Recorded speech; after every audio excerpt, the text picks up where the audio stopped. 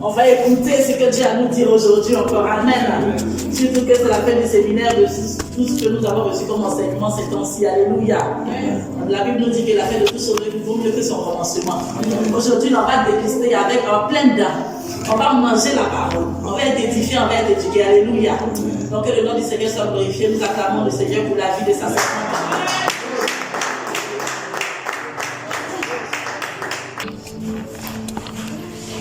Alléluia. Amen.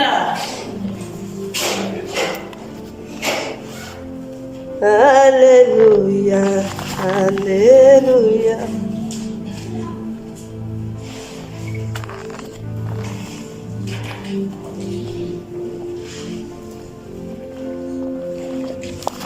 Jésus, pour toi.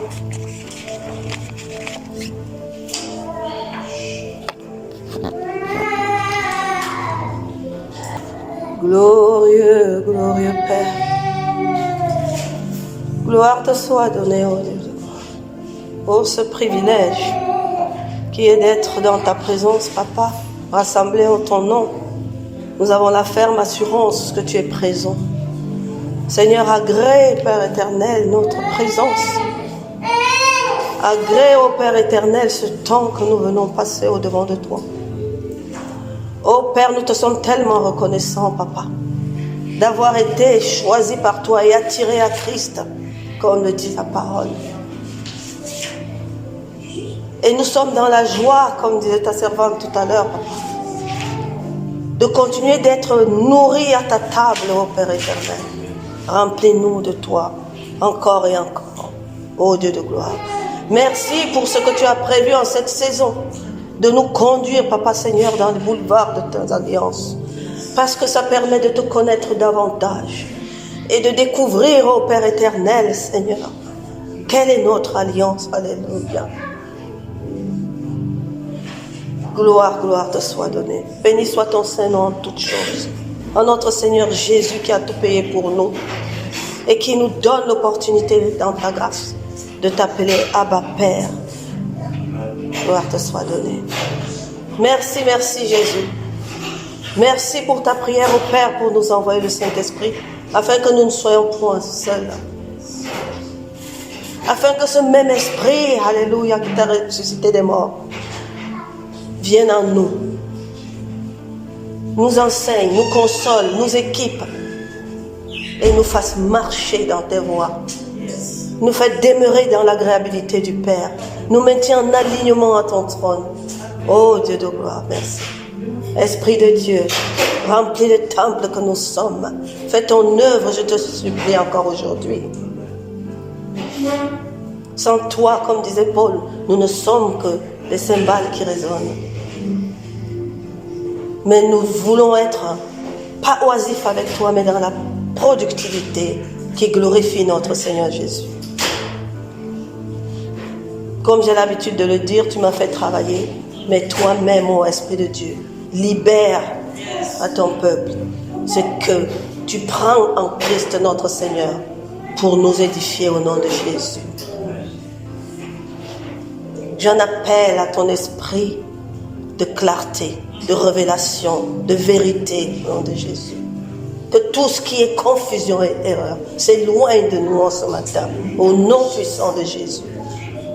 Parle par ma bouche et nourris le peuple de Dieu. Nourris les enfants du Père. Nourris les serviteurs et les disciples de notre Seigneur Jésus. Au nom puissant de Jésus. Amen. Amen. Amen. Alléluia. Amen. Mon cœur est dans la joie. Amen. Parce que ce boulevard, on arrive à destination. Amen. Amen. Oh, oh. Aïe, aïe, aïe. Alléluia.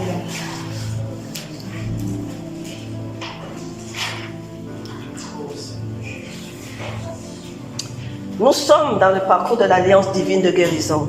Alléluia. Et on disait depuis le début, Dieu veut que tu sois guéri. Yes.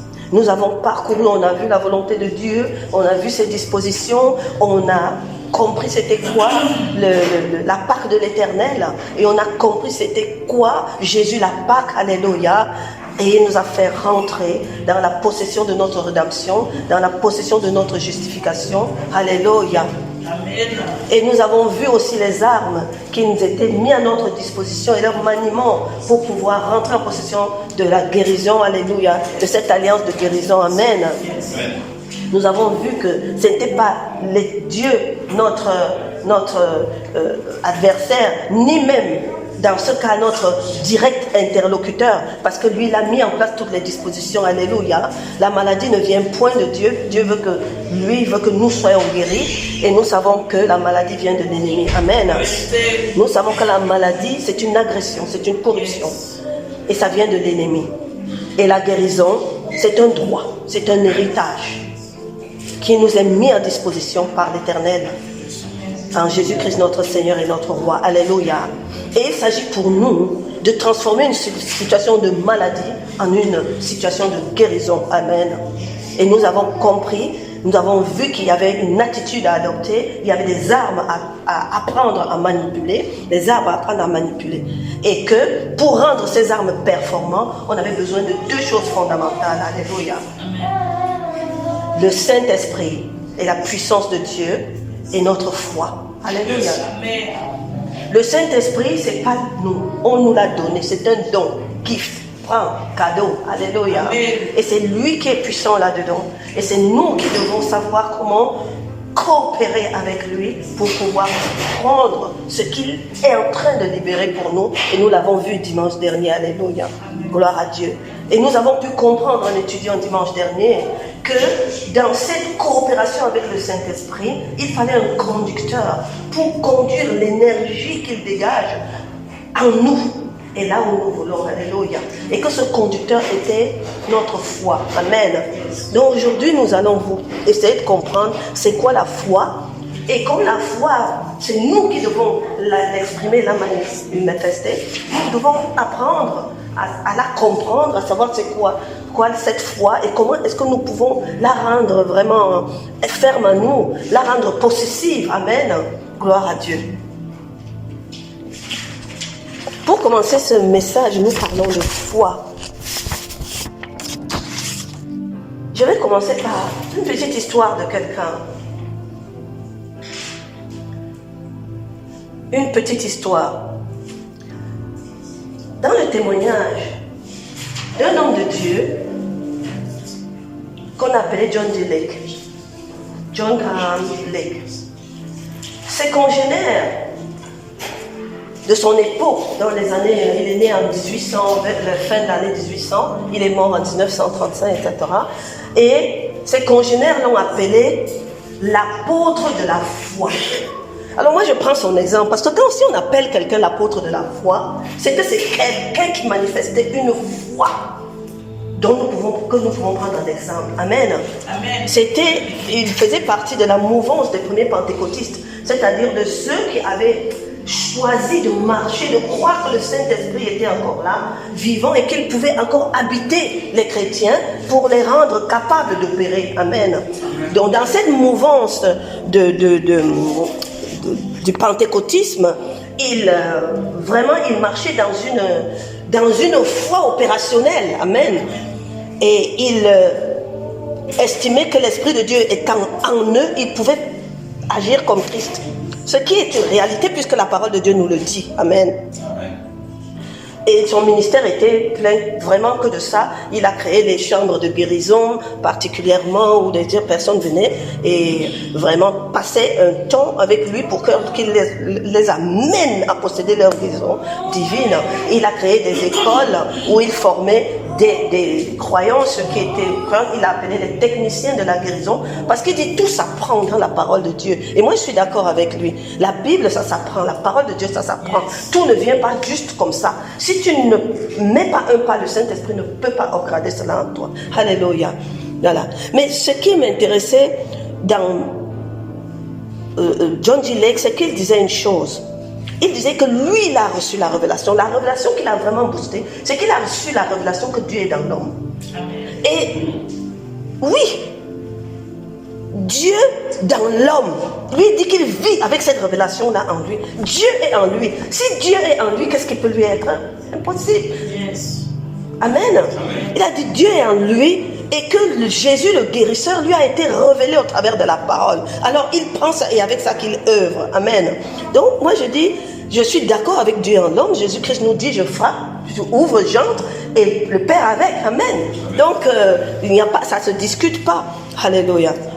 Il y a une anecdote qui le concerne de la foi. Et moi, c'est d'abord une audace, c'est d'abord un toupet de croire des choses pareilles. Alléluia. Amen.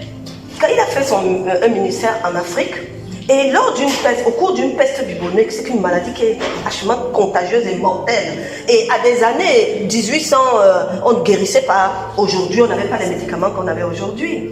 Et les gens fuyaient, tout le corps médical, tous les gens de machin, personne n'approchait ce quartier qui était étaminé. On mettait des barrières pour ne pas y aller. Ce qui fait que ça ne faisait qu'accroître l'épidémie, puisque les uns contaminaient les autres, et puis ceux qui n'étaient pas encore malades, voilà.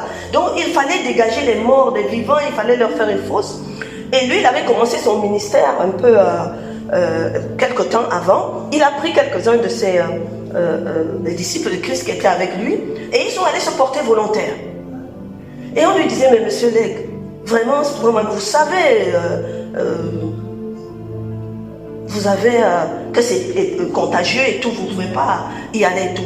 Ils ont dit non, on va aller parce que ce travail, il faut le faire, même pour sauver les autres. Et ils font le travail pendant 2 ou 3 jours, 4 jours. Les gens s'attendaient que bon, au bout d'un jour, 2 jours, vous tombez comme les autres, on vous ramasse aussi en fait. Et ni lui, ni ses disciples, personne n'avait l'air de présenter des symptômes. Et les gens lui disaient, mais monsieur, comment vous êtes dans une zone qui est contaminée et puis vous ne machin? Il lui dit, je vous ai dit, moi, la maladie ne peut pas vivre en moi. Alléluia. Amen. Il dit, la maladie ne peut pas vivre en moi. Yes. Et il le disait avec une telle assurance, avec une telle...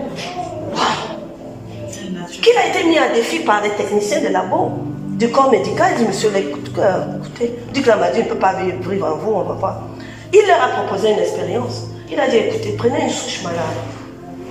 Les gens ont pris, prélevé une souche malade, d'un vrai malade. Ils ont mis au microscope.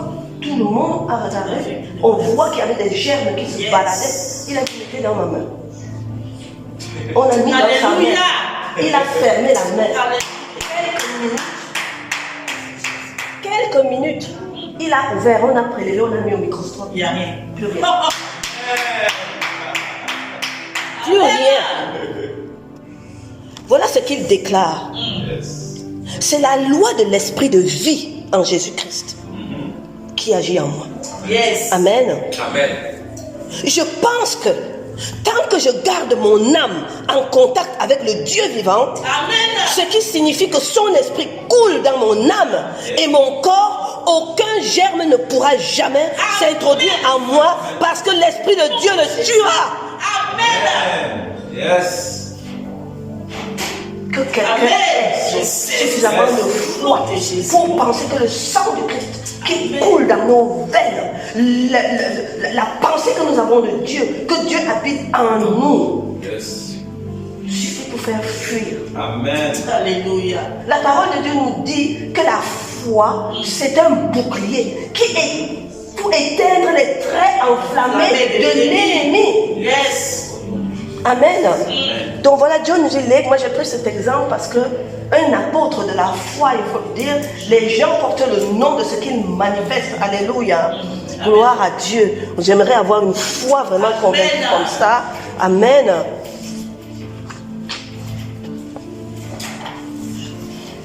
La foi dans ce que nous faisons avec Christ est d'une importance capitale. Alléluia.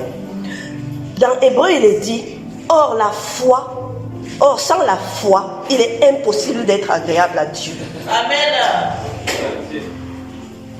Et il dit, car il faut que celui qui s'approche de Dieu croit qu'il existe et qu'il est le rémunérateur de ceux qui le cherchent. Yes. Plus tard, je vais l'expliquer, mais je vais attirer votre attention de comprendre qu'ici, on ne dit pas.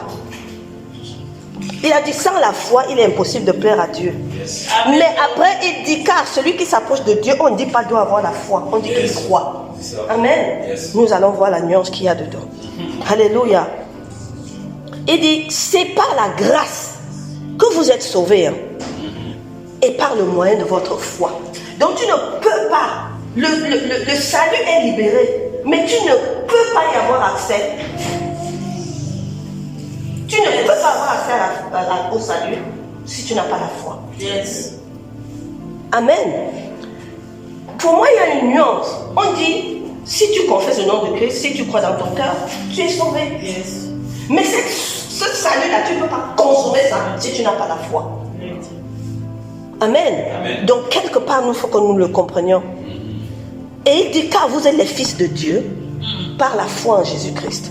Si vous n'avez pas la foi en Jésus-Christ, tu n'es pas le fils de Dieu. Est-ce que c'est clair? Tu n'es pas le fils de Dieu. Amen. Tu n'es pas le fils de Dieu.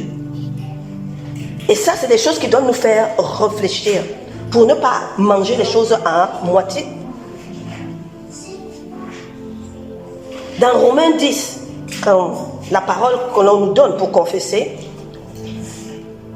que c'est une parole de foi que nous prêchons, c'est Paul qui l'affirme. Si tu confesses de ta bouche le Seigneur Jésus, et si tu crois dans ton cœur que Dieu l'a ressuscité des morts, tu es sauvé. Car c'est en croyant du cœur qu'on parvient à la justice. C'est en croyant du cœur que tu parviens à comprendre ta justification. Et c'est en confessant de ta bouche qu'on parvient à son salut. Yes. Selon ce qu'il est dit dans l'Écriture, quiconque croit en lui ne sera point confus. Parce que ce qui n'est pas conviction est péché. Alléluia. Yes. C'est clair. Amen. Plusieurs versets comme ça nous montrent à quel point la foi est importante pour vivre ce que nous vivons. Alléluia. Yes. On dit, ce qui est né de Dieu triomphe du monde. Oui. Mais la victoire qui triomphe du monde, la parole nous dit que c'est la foi. Yes.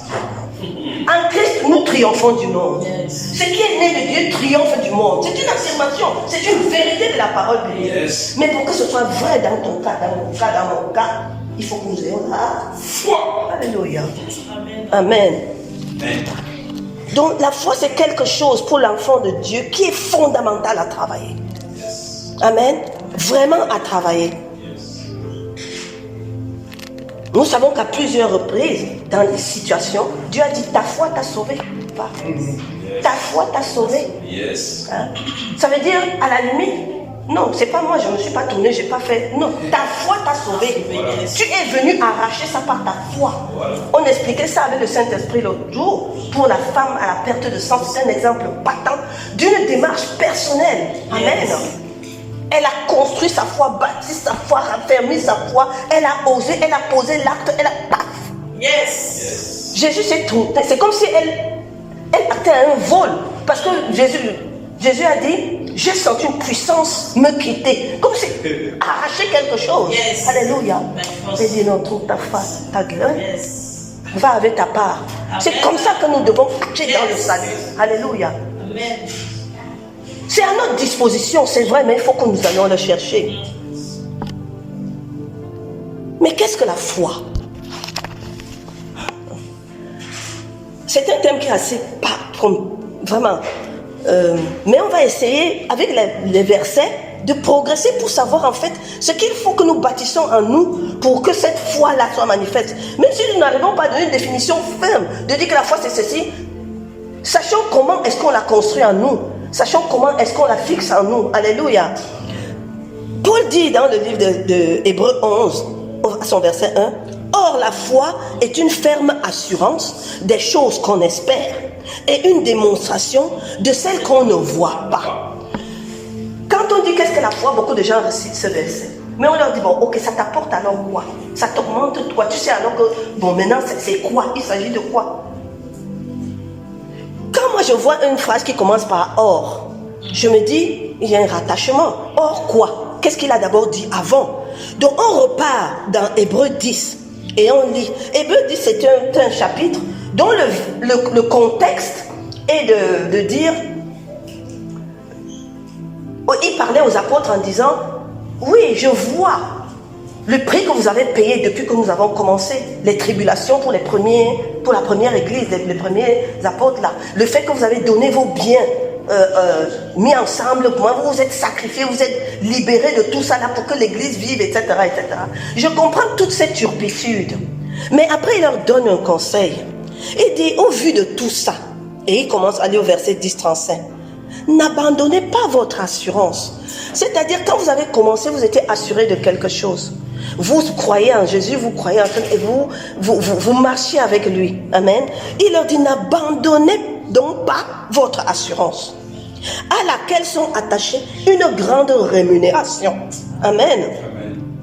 Car vous avez besoin de persévérance. Notez tous ces mots. Afin qu'après avoir accompli la volonté de Dieu, troisième point, vous obtenez ce qui vous est promis. Encore un peu de temps. Un peu de temps. Celui qui doit venir viendra. Et il ne tardera pas. Ça nous fait parler de la patience. Et mon juste, il a mis entre guillemets, c'est-à-dire, mon juste vivra par la foi, nous dit le Seigneur. Mais s'il se retire, mon âme ne prend point plaisir en lui. C'est une recommandation. Et Paul reprend l'explication et il dit, nous ne sommes pas de ceux qui se retirent pour se perdre, mais de ceux qui ont la foi pour sauver leur âme. Paul a parlé, avant de dire, oh, la foi, il a dit, ne perdez pas votre assurance. Ayez la persévérance. Soyez dans la volonté de voir s'accomplir. Non, soyez dans la disposition de voir s'accomplir la volonté de Dieu. Amen. Restez dans l'attente de la promesse qu'il vous a faite. Soyez patient. Alléluia. Parce que c'est par la foi et non par la vue que vous allez obtenir les bienfaits de votre salut. Amen. Rien que pour commencer, avant de dire, quand il dit, oh, il a commencé par assurance. Oh, il dit, la foi est une ferme assurance. Ça veut dire que la foi est encore au-dessus de tout ce qu'on a cité là. De la persévérance, de la patience, de l'accomplissement de la volonté de Dieu, de l'attente. Alléluia. Il dit, la foi, c'est une ferme assurance des choses qu'on espère. Alléluia. Le mot foi est utilisé plus de 250 fois dans la Bible. On l'a utilisé, et moi je dirais un peu en tort, parce que dans certaines versions, c'est un autre mot, on utilise le mot espoir, attente, des trucs comme ça, que 6 fois dans l'Ancien Testament et la plupart du temps dans les psaumes. Mais plus de 244 fois dans le Nouveau Testament. C'est pour dire que la notion de foi est attachée particulièrement à notre Seigneur Jésus. Alléluia. La foi s'explique comment? En grec, c'est pistis. C'est une conviction forte de la vérité d'une chose. Donc, pour parler foi, la première chose qu'on regarde, c'est la vérité à laquelle tu t'attaches. Amen. Amen. Et nous, c'est la parole de Dieu. Une conviction forte dans la vérité de la parole de Dieu. Une confiance et une fidélité à toute épreuve. Dans sa relation avec Dieu et dans sa relation pour les choses divines. C'est un engagement de fidélité. C'est une confiance absolue. Confiance, oui, mais absolue. C'est ça la foi, dans son explication classique. Mais quand on parle de ferme assurance, qui dit ferme? Quelque chose qui est ferme. La parole de Dieu, quand il utilise le terme de fermeté, souvent, ça fait allusion au roc. Ce sont les fondements. Quand quelque chose est fermement positionné, ça parle d'un positionnement, tenir sa place en Christ. Ça doit être fondé et ferme. Alléluia. Quelque chose qui est compact, hermétique. Parce que quelque chose qui est dans un assemblage qui est hermétique ne vous laisse même pas passer l'eau. Ça ne vous laisse pas infiltrer des éléments de nature étrangère, différentes. Ça ne se laisse pas ni envahir, ni contaminer. Alléluia. Donc une ferme si quelque chose doit être ferme, nous parlons de la foi, ça ne laisse pas de place que là, le doute s'infiltre, l'hésitation s'infiltre, la fausse doctrine s'infiltre. Non. Quelque chose de consistant. Il y a une consistance, c'est-à-dire tu veux briser comme ça ne change pas de forme parce qu'on exerce une pression. Ça reste compact. Quelque chose de fortifié, de courageux, de résolu. C'est ça quand on dit que quelque chose est ferme. Et Paul dit, c'est une ferme assurance. Donc l'assurance, c'est être persuadé de quelque chose. Tu es sûr. C'est avoir la certitude. Amen. Amen. Avoir cette certitude qui ne laisse pas de place à une perméabilité quelconque. Et on dit c'est une ferme assurance des choses que l'on espère. L'espérance, je l'ai toujours dit, c'est différent de l'espoir. Dans l'Ancien Testament, il n'y a pas le mot espérance ne se dit même pas. On parle de l'espoir. Mais en Christ, on a introduit le mot espérance. L'espérance, c'est lorsque tu attends quelque chose dont tu es sûr que ça va venir. Dans ton cœur, tu sais que ce que j'attends là, tôt ou tard, je vais l'avoir. Mais l'espoir, c'est une probabilité. L'espoir, c'est l'attente sans aucune certitude d'avoir la chose. Au petit bonheur, la chance. Peut-être que. Amen. Yes. En Christ, on parle de l'espérance. Et c'est une notion qui est très, très forte à Christ. Alléluia. Amen. Il a cité 3 choses fondamentales. L'espérance, la foi et l'amour. Amen. Il y a une attente dans la foi. Tu ne peux pas dire que tu as foi en quelque chose si de la chose tu n'attends pas. Ça n'a pas de sens. Tu as foi en une vérité parce que la vérité de la parole sort une vérité qui te concerne. Alléluia. C'est pour ça que tu as foi en cela. Il y a une attente. L'attente de l'accomplissement d'une promesse. Amen. L'attente de l'accomplissement de la volonté de Dieu. Il y a une attente quand tu dois manifester ta foi. Amen. Et c'est l'attente dans cette foi. Tu attends les choses que tu espères seulement. Et c'est cette foi qui va amener cette chose que tu n'as pas encore vue, qui n'est pas encore palpable à toi. Alléluia.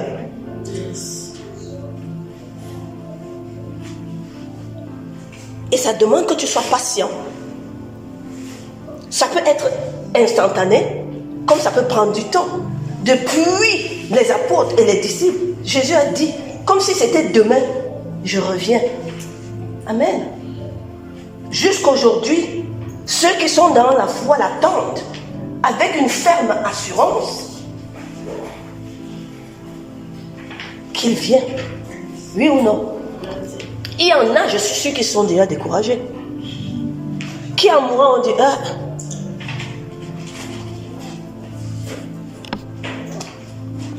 la démonstration de celle qu'on ne voit pas. Ça nous parle ici de visibilité et d'invisibilité. Ça nous parle d'imaginaire. C'est juste pour nous dire que si tu as réellement la foi, vis dans la foi.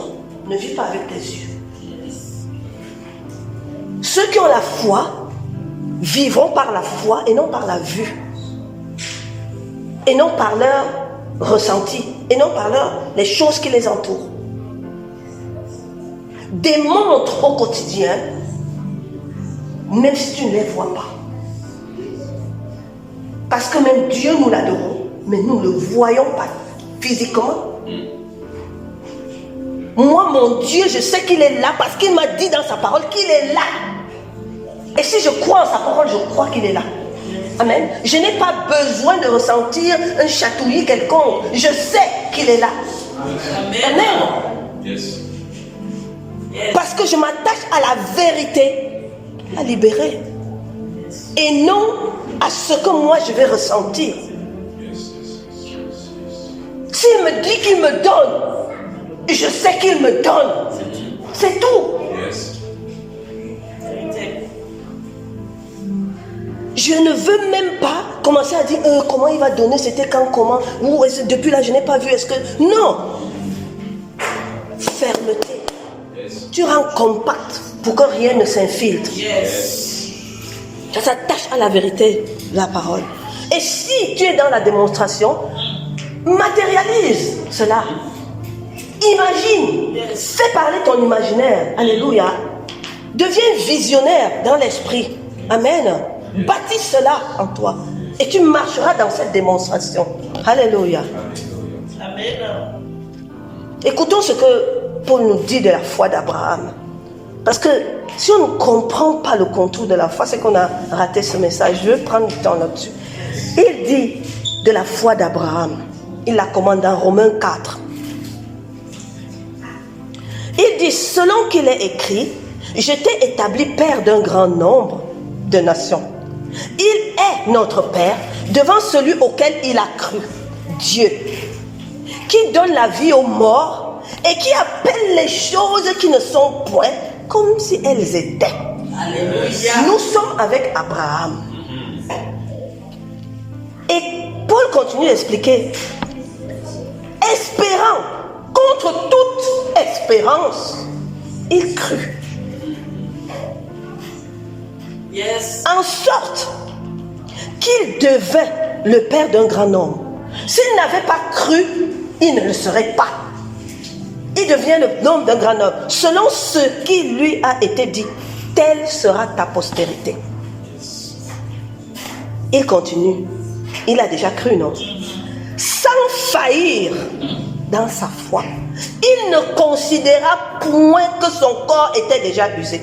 C'est-à-dire les circonstances des hommes, lui n'a même pas regardé. Amen. Puisqu'il avait près de 100 ans et que Sarah n'était plus en état d'avoir d'enfant. Ça n'a pas filtré dans sa foi. On dit sans faillir. Il ne douta point. Alléluia. Par incrédulité au sujet de la promesse de Dieu. Mais il fut fortifié Amen. par sa foi, donnant gloire à Dieu. Donnant gloire à Dieu, c'est la démonstration. Il n'a pas encore vu l'enfant là, il n'a pas encore vu la postérité, mais il marche dans la gloire. Yes. Moi, Abraham, vous croyez que je n'avais pas de descendance? Oh, me voici avec lui. Alléluia. Lui qui pleurait et disait que ses serviteurs allaient être. Mais vous imaginez Abraham? Père des nations. Amen. Amen. Ayant la pleine conviction que ce qu'il promet, il peut accomplir. C'est-à-dire celui qui lui parlait, il a sa pleine conviction que ce que tu as dit là, je sais et je sais que tu vas le faire.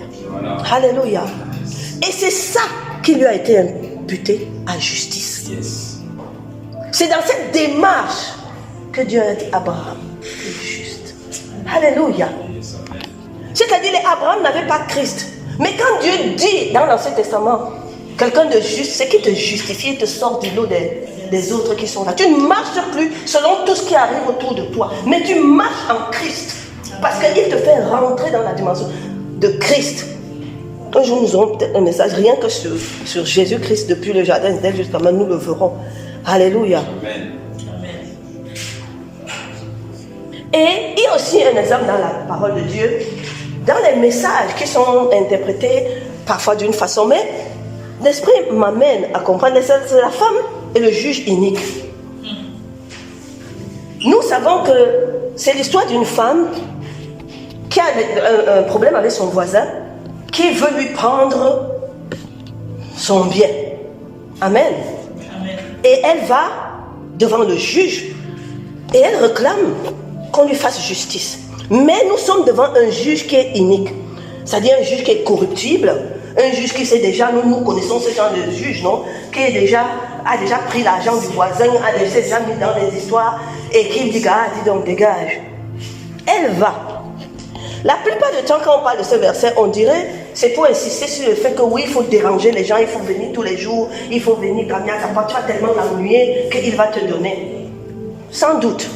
Mais notons quelques passages ici, parce qu'il s'agit ici de foi. Alléluia. Jésus leur adressa une parabole pour montrer qu'il faut toujours prier, ne point se relâcher. Et se relâcher là, c'est il faut être absolument, c'est-à-dire ne pas se relâcher. Il ne faut pas du tout être sans vigueur. Il faut que tu portes avec vigueur ce que tu demandes. Il ne faut pas être abattu, il ne faut pas être découragé, il ne faut pas être épuisé. C'est ça, se relâcher. Il dit, il y a dans une ville un juge qui ne croyait point en Dieu et qui n'avait égard à personne. Il y avait aussi dans cette ville une veuve qui venait lui dire, fais-moi justice de ma partie adverse. Regardez la posture de la femme. Il vient devant le juge. Elle lui dit, fais-moi justice. Elle n'est pas venue, personne n'a dit dans la Bible qu'elle s'est couchée. Elle a commencé à pleurer. Pardon, ce juge, voilà, un qui me dérange, il a pris mon truc. Non. Elle vient réclamer son dû. Tu es là pour rendre justice. Fais-moi justice. Yes. De ce qui est à moi. Je viens revendiquer quelque chose qui est à moi. Je viens revendiquer mon droit, yes, mon héritage. Yes. Amen. C'est une posture dans laquelle il faut être dans la foi. Amen. Parce que si tu as la foi pour quelque chose qui ne t'est pas légitime, c'est une foi inutile. Amen. Amen. On dit pendant longtemps il refusa. J'ai envie que vous mettez dans votre esprit que pendant longtemps là, ne mettez pas forcément que c'est le nombre de jours. Supposons que la scène se passe là aujourd'hui. Amen. Elle vient et demande son dû. Elle réclame quelque chose de légitime. Yes. On dit pendant longtemps il refusa. Mais ensuite il se dit en lui-même, dans la même foulée, quoique je ne craigne point Dieu et que je n'ai d'égard pour personne, néanmoins, parce que cette veuve m'importune, je lui ferai justice. Et pourquoi? Ce n'est pas parce qu'elle m'importune, afin qu'elle ne vienne pas sans cesse. C'est le sans cesse là que nous devons comprendre. Vérité. Afin qu'elle ne vienne pas sans cesse. Ce n'est pas importuner. Non, on peut importuner. Mais le sans cesse là est dangereux. Amen.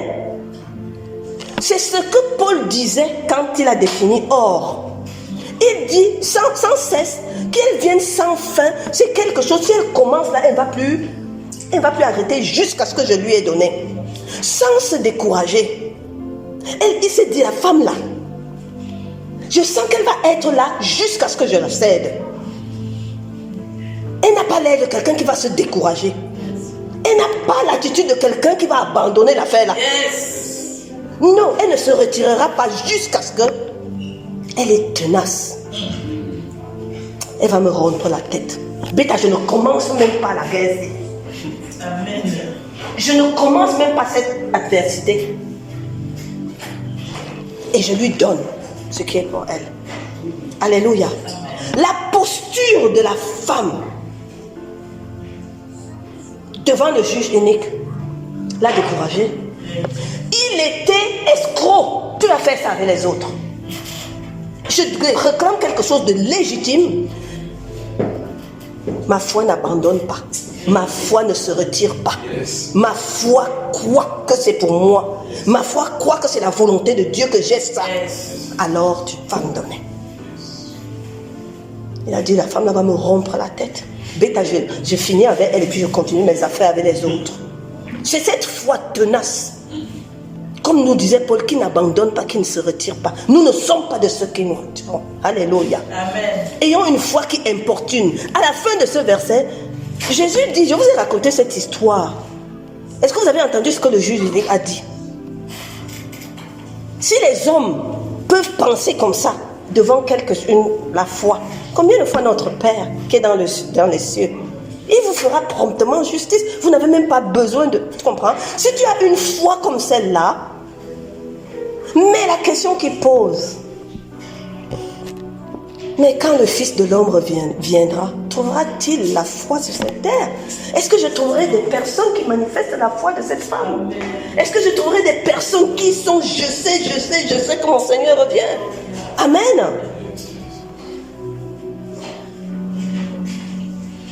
Si tu es dans ton droit, sois ferme. Alléluia. Mais cette fermeté-là, tu dois la bâtir d'abord en toi. C'est-à-dire, nous sommes dans... Ce sont des forces spirituelles. La personne qui est en face là, il fléchit. Amen.